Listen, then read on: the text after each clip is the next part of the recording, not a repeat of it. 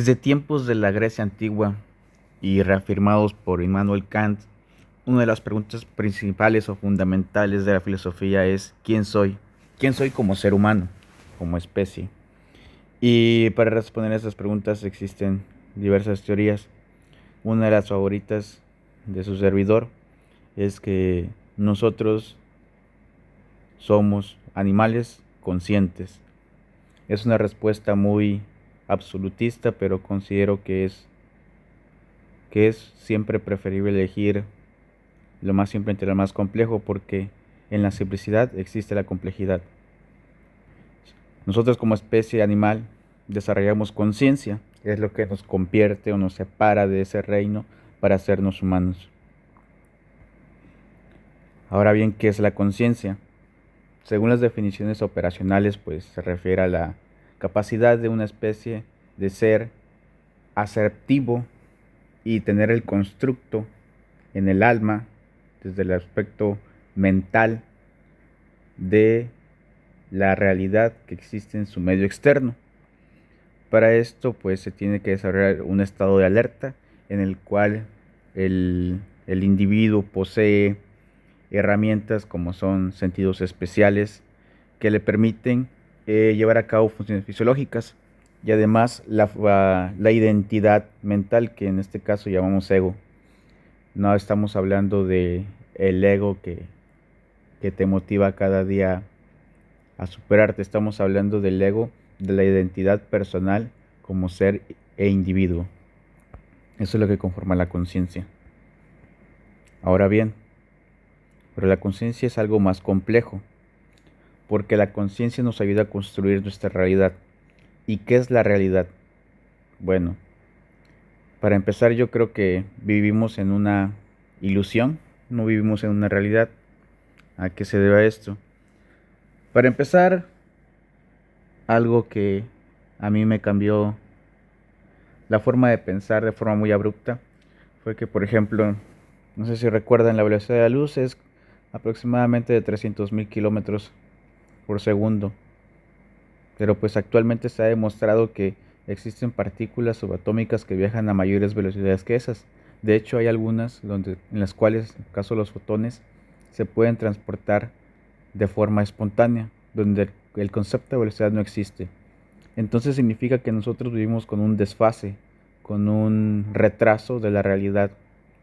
Entonces, dependiendo del observador, nosotros podríamos estar viviendo ahora muchas, muchas épocas de diferencia del presente verdadero. Nosotros estamos viviendo en un pasado, el cual pues como todos estamos viviendo y viajando a la misma velocidad, pues no se siente la diferencia, ¿no? Y lo percibimos como real. Ahora bien, para llegar a la realidad se necesita la interacción de tres elementos importantes. El primero es la latiz. La latiz significa el enredadero, el entramado, que consiste en una matriz informacional a partir de la cual se genera todo. Es ajena a nuestra conciencia, es ajena a todo entendimiento humano, es ajena a toda propiedad física que nosotros hayamos conocido y podamos conocer. Desde ahí se extrae toda la información, lo que se conocería como gnosis. Esta latiz, para llegar a formar parte de la conciencia, que en sí misma es conciencia, requiere la experiencia vivencial de el percibir. Para esto requiere una manifestación. ¿Y cómo se va a manifestar? Pues necesita una interfase.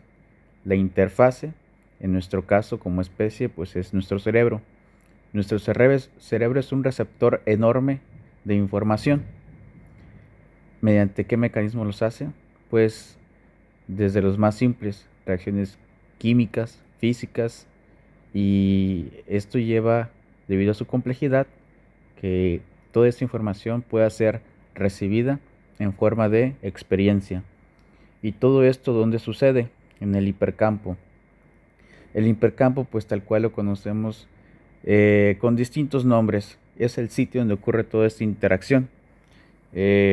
Podemos ver que la realidad, pues ya como mencionamos, está conformada por la latiz, la interfaz y el hipercampo. Eh, La información que se encuentra guardada en la latiz se encuentra en forma fractálica, en forma holográfica. Las dimensiones que nosotros estamos experimentando son 3. Sin embargo, pues existen más. Y la forma fractálica, que es un patrón repetitivo de un tipo de dimensión, es la que conforma esta latiz. Les quería comentar también que sin ninguno de estos 3 elementos hace falta, pues no se puede llevar a cabo la experiencia de realidad, que también es de conciencia. Y esto pues no es un conocimiento nuevo. Buda lo explicó en una de sus escrituras, que en el modo observador, que él llamó Vipassana, consistía en un método de meditación en el cual nosotros podemos acceder a la conciencia de la conciencia mediante el método de la respiración, haciendo presencia, después observando nuestros pensamientos, después nuestras emociones, después observar el flujo de pensamiento y emociones, llegar al exotránsito para salirse de uno mismo, después ser capaz de verdaderamente comprender y observar el medio externo y llegar al umbral de la unidad, que se supone que es llegar más allá del hipercampo, en el cual puedes observar los 3 componentes que forman nuestra realidad. Ya les había comentado de la latiz. La existencia, el sentido de la vida, requiere manifestación para poder experimentarse a sí mismo. La conciencia necesita hacerse consciente de sí misma para que pueda existir. O sea, es como el sentido de la vida es vivir. Recordemos que dentro del latiz no existe el sentimiento o la sensación de individuo.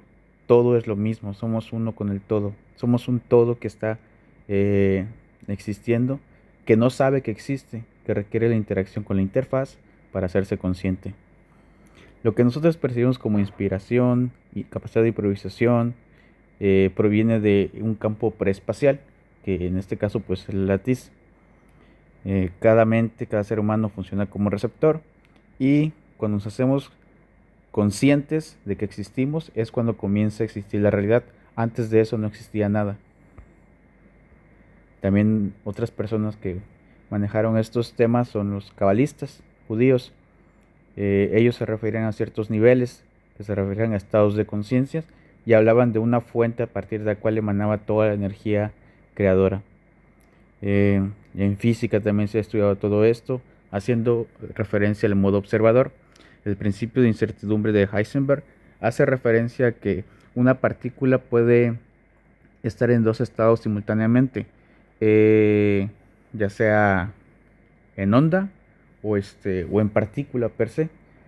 En el momento en que un observador hace la medición de qué estado se encuentra, en ese momento se decide qué estado va a asumir la partícula. Es como lo de el gato de Schrödinger, en el cual el gato se muere en el momento en que uno decide abrir la caja.